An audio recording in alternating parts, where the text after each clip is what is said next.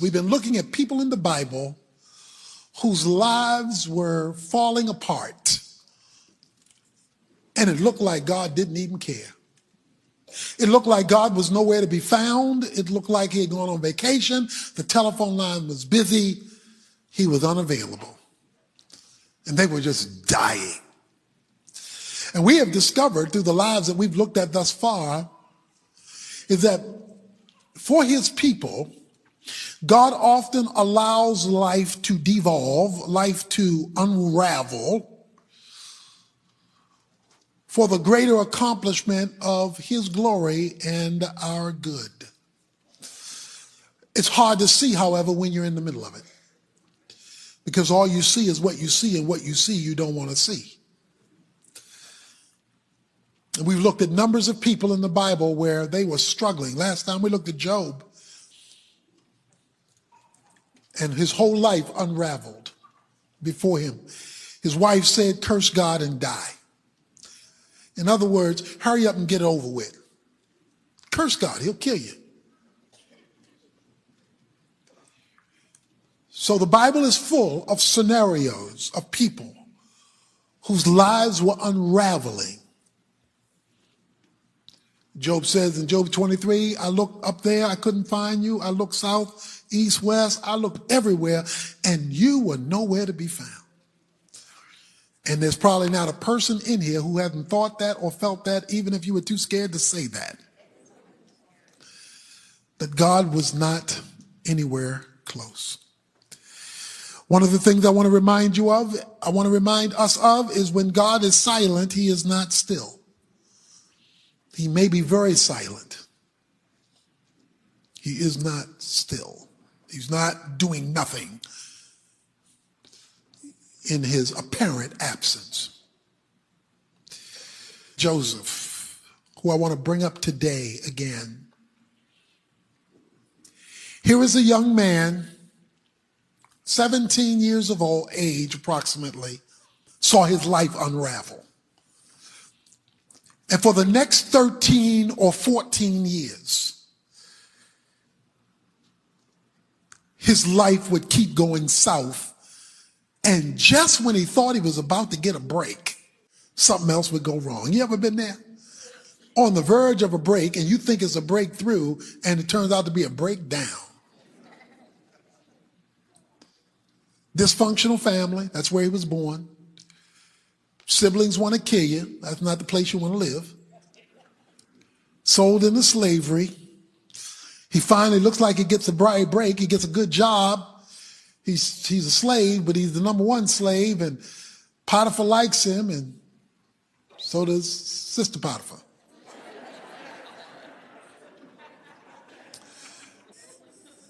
And he's accused illegitimately of rape. Just when he thought he was going to catch a break, his life unravels. And now he's thrown in jail for a crime he didn't commit. Then he's forgotten in jail. Just when he thought he was going to get a break, one of the guys was released. He said, "Remember me to the king." The guy forgets him. And so he's got to spend a few years in prison for a crime he never committed. That ain't right. But the phrase you don't want to miss when you read the life of Joseph is that the Lord was with Joseph. So if you are committed to the Lord and it's going south, the Lord is with you. If you are committed to the Lord and life is unraveling, it's going south, you can't catch a break, the Lord is with you.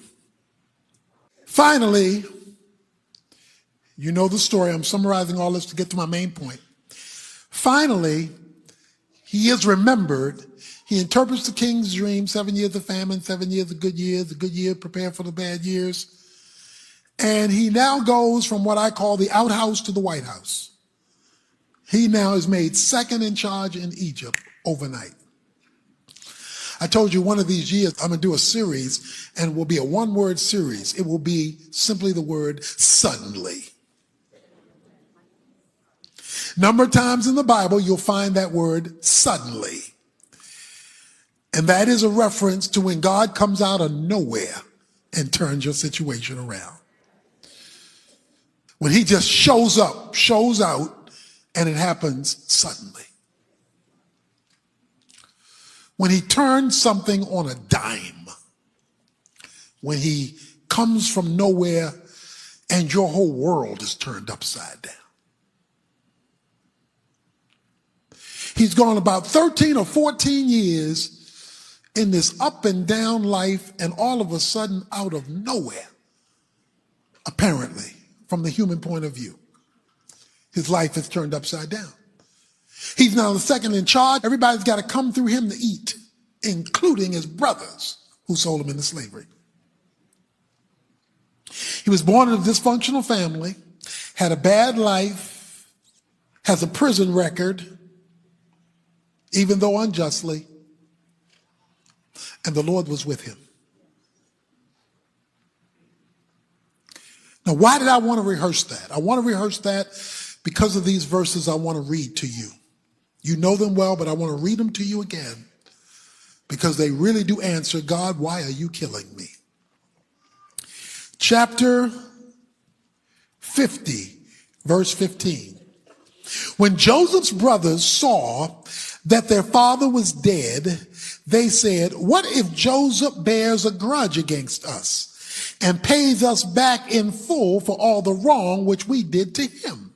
So they sent a message to Joseph saying, your father charged before he died, saying, thus you shall say to Joseph, please forgive, I beg you, the transgression of your brothers and their sin, for they did you wrong. And now please forgive the transgression, the servants of the God of your fathers. And Joseph wept when they spoke to him. Then his brothers also came and fell down before him and said, behold, we are your servants. But Joseph said to them, do not be afraid, for I am in God's place. As for you, you meant evil against me, but God meant it for good, in order to bring about this present result, to preserve many people alive. So therefore, do not be afraid. I will provide for you and your little ones. So he comforted them and spoke kindly to them. Now, if many of us were in Joseph's situation, we would have been going, necks would have been rolling, and I got you, I'm sorry,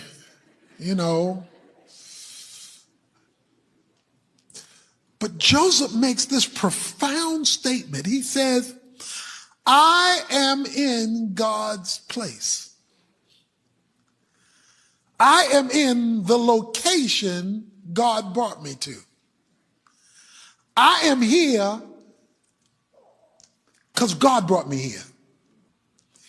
I've said on numbers of occasions, the most important doctrine, the second most important doctrine, the first most important doctrine for us is salvation through faith in Jesus Christ. That's the most important thing you want to know. But second to that, once you become a Christian, the second most important doctrine is sovereignty. Sovereignty simply means God rules and overrules. Tucked under the definition of sovereignty is the concept of providence. God is sovereign and he is providentially so. Providence has to do with God arranging various things to accomplish a particular goal. Sovereignty means God is in control. Providence is his arranging of that control and connect. Providence is God creating a mix master in your life. Most cities have mixed masters, and it's where highways converge. Usually they're downtown, not always, and then there's smaller mixed masters, but it's where highways converge to connect things, to connect different travelers coming in different directions to the central hub of travel and of reconnection. For the believer who loves God and is following God, God has a result he is taking you to, individually and us collectively, a goal. But God is so good at what he does. He never limits himself to one route, nor does he limit himself to only using good things to reach his goal. See, Joseph's life is full of bad things, negative things. He couldn't control the fact that, he was born into this dysfunctional family. He didn't have anything to do with that. He couldn't control that his father told him about the coat of many colors. And suppose there was no dream. Suppose there was no coat. Suppose there was no dream. If there was no dream, there was no coat. The brothers wouldn't have got mad. If brothers wouldn't have got mad, they wouldn't have sold him into slavery. They wouldn't have sold him into slavery. He wouldn't have wound up in Egypt. If he didn't wind up in Egypt, he wouldn't have been accused of rape. If he wasn't accused of rape, he wouldn't have gone to jail. If he hadn't been gone to jail, then he wouldn't have been available to interpret the dream. And if he wasn't available to interpret the dream, he's now no longer second in Egypt. For the Christian following the Lord, you can erase some words from your vocabulary. Luck, chance, and fate. Luck, chance, and fate. You can erase them from your vocabulary. They are no longer meaningful words for you. Why? Because you have a sovereign God who functions providentially. He connects things. But depending on where you are on the highway, you may not recognize that you're headed toward the mixed master. It may not be apparent you're headed toward a connection because of where you are located in this particular place where you are in your life right now. And right now, it may not be a good place. It may not be the best place. It may not be the preferred place. But the question on the floor is, to the best of your ability, is it his place? Are you functioning to the best of your ability as much as you know how in accordance with his will? Because if you're functioning there, even if you're in a bad place, you're on a road headed somewhere. Even though you don't quite know when you're going to hit the mix master. If you go downtown, if you want to go to downtown Dallas, there are numbers of routes to get you there. There are a number of ways to get to downtown from here, okay? God is so good, he never leaves himself with one route. He never leaves himself with one way to arrive at his destination, okay? Now, you may only know one way. But God is so good that if he don't want you to go that way, he'll create an accident or allow an accident to force you on a detour, which may be the long way around to get you where he wants you to be. Providence is God orchestrating scenarios. That's why I said, keep your eye open for intersections. Those are the nouns that God brings us to, the people, places, and things. He creates intersections in order to move us down the line to the next leg of the journey toward the mixed master of his purpose for us. If you are living in concert with God's will, then you need to know this. You need to know this. You need to know that as bad as it is, he's with you. Now, right now, that's the only encouraging word I can give you. Particularly if you in jail, or you being accused wrongly, or or you've been, you're the result of a dysfunctional family. All that was true of Joseph. All I can tell you is that the Bible says the Lord was with him in a bad situation. The New Testament has a well-known verse that we've all quoted that summarizes this concept. Romans 8:28, all things are working together for good to them that love God and are called according to his purpose. All things are working together. That's his providential, invisible hand, turning and twisting and tweaking things. And they're working together for good. But notice who it's working for. To them who love God and are called according to his purpose. So that means you're living in light of his will. His will, his purpose is your focus. Because his purpose is your focus, your good is his goal. Because your purpose is his focus, your good is his goal. Because your purpose is his focus, your good is his goal, even though right now you're traveling down a highway called bad. You may be on a bad stretch of road right now. Bad stretch of road. And we all have them. Everybody in the Bible had them. But I want to give you the good news tonight that the Lord is with you. Why did Joseph say God was killing him, but that is bringing him through all these negative circumstances? He said, to bring me to this place. And the bad you meant for me, God was using it for good. Now, when you're in the middle of bad, all you can see is bad. And that's why we must be reminded of the providential sovereignty of God. His sovereignty is in control. His providence is him stitching the individual elements to reach the goal. And he allows negative things in there. Why then does he allow negative things as part of the process? Well, Romans 8:29 says that we might be conformed to the image of Christ. He is trying to develop us through the process. He took Israel out of Egypt to the promised land, but they had to be developed in a place called the wilderness.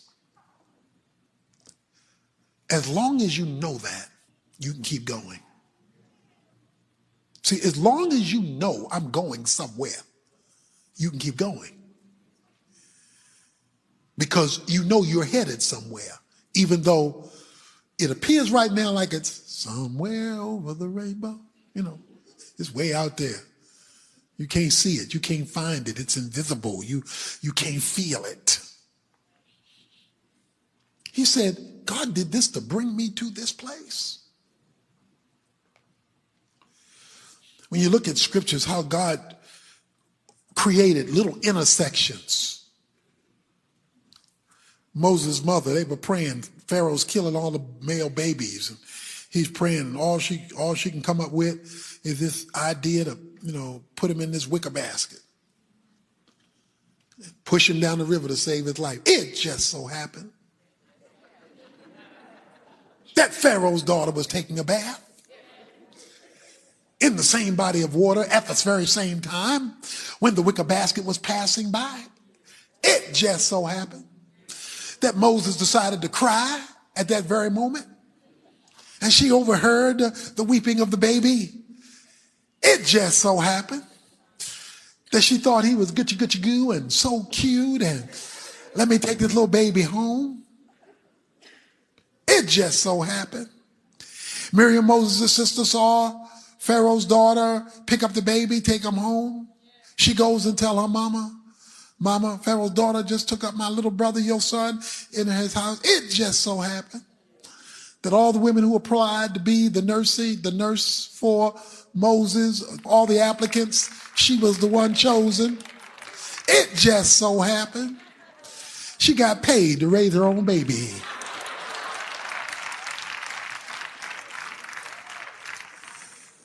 God stitches together in unusual ways in his providential sovereignty in bad situations. That was bad situations, them killing babies. But it talks about Moses' mother and how much she feared God, and when things looked hopeless, God was stitching something. You've heard me talk about it before, when it looked hopeless for Esther.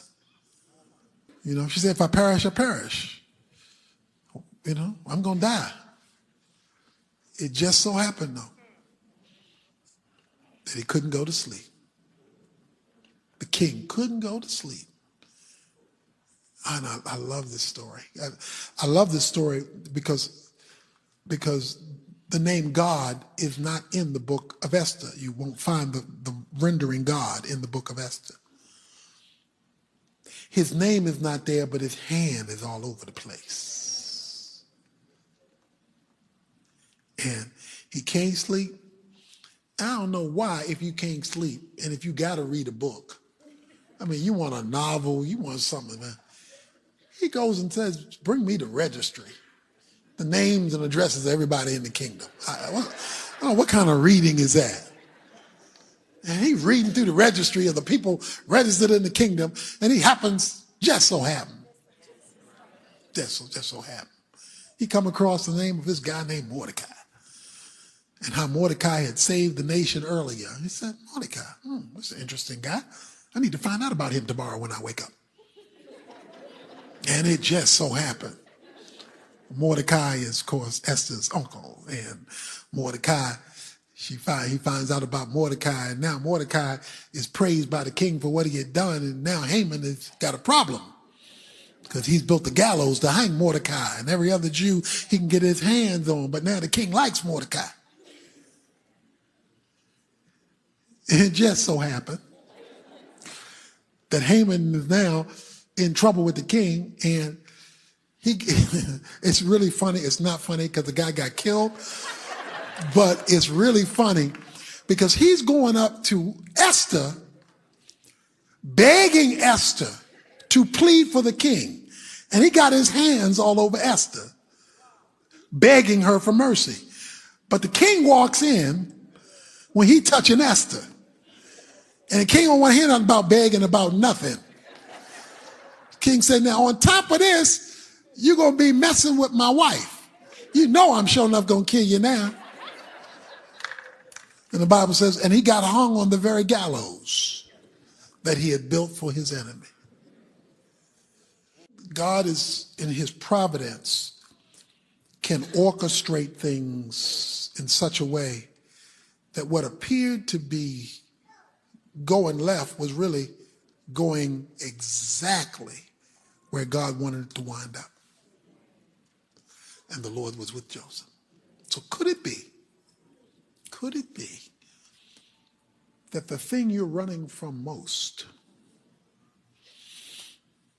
that God keeps blocking?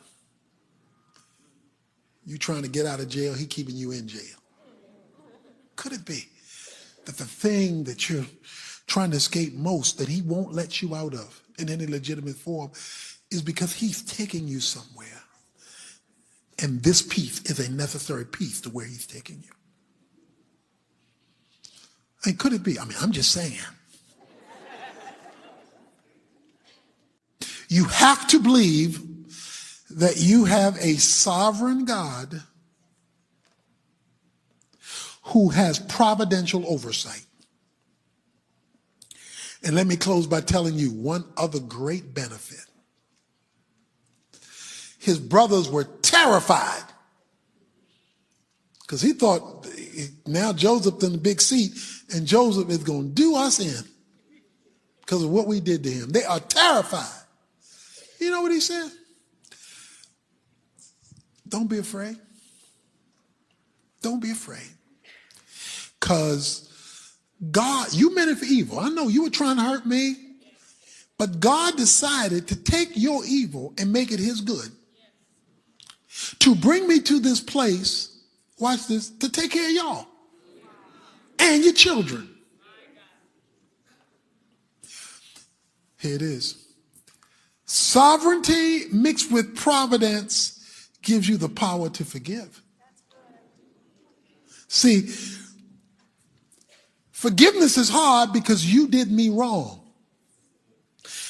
But now when I discover you did me wrong because God wanted to use your wrong to bring good to me, that changes how I look at your wrong.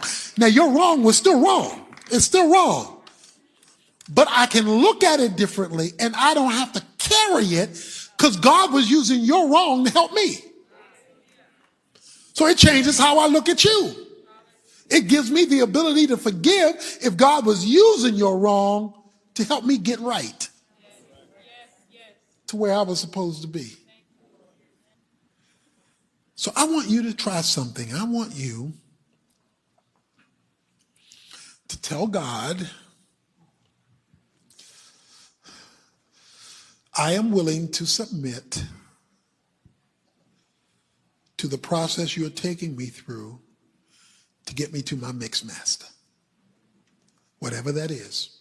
Now, things that you can legitimately avoid, things that you can, nobody wants pain, nobody should run after pain, things that you can legitimately deal with, handle, get out of. What I mean, that's all fine. I'm talking about where you have to illegitimately do it.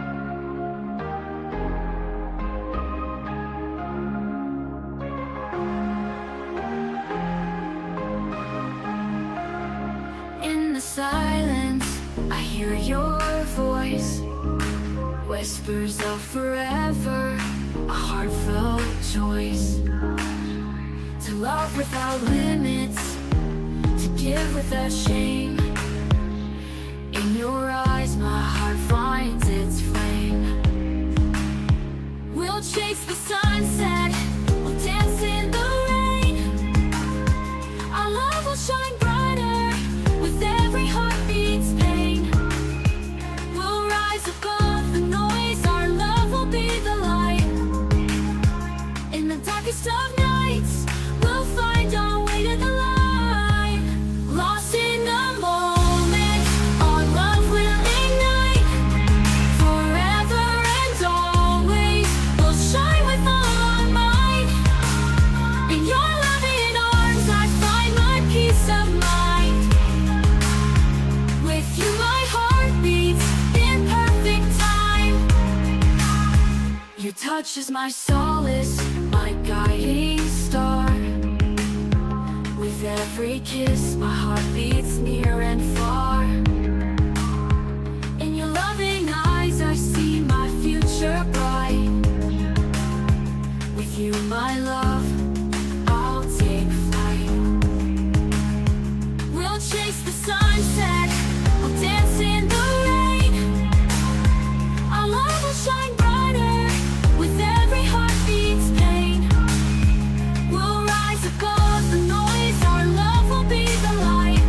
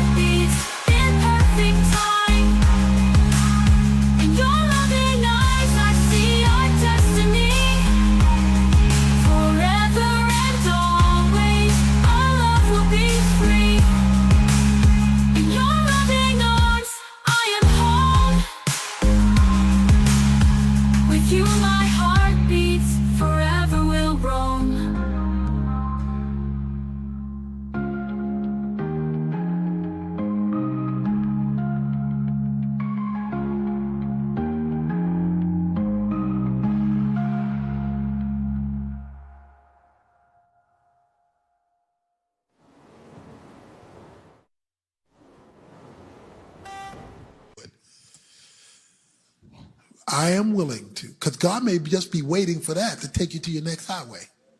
He may be waiting for that to take you to your next highway. You meant it for evil. God meant it for good. Oh, by the way, he had 2 sons. He named one of them Manasseh, and he explained why. He said, because God has helped me to forget. Manasseh means to forget. See, one of our problems is we can't forget. We can't forget how I was hurt. We can't forget how I was raised. We can't forget how I was forsaken. We can't forget how I was used. We can't forget. And that's because we lose sight of his sovereign providential care. And every time he called Manasseh's name, Manasseh, come here, he was reminded that he forgot. He didn't forget what happened, because he said, God used what you did to me to bring me to this place. So he knew what happened. That's not what forget means. Forget means I no longer carry the pain of what happened. I no longer carry that pain. God, why are you killing me? Because you're taking me somewhere.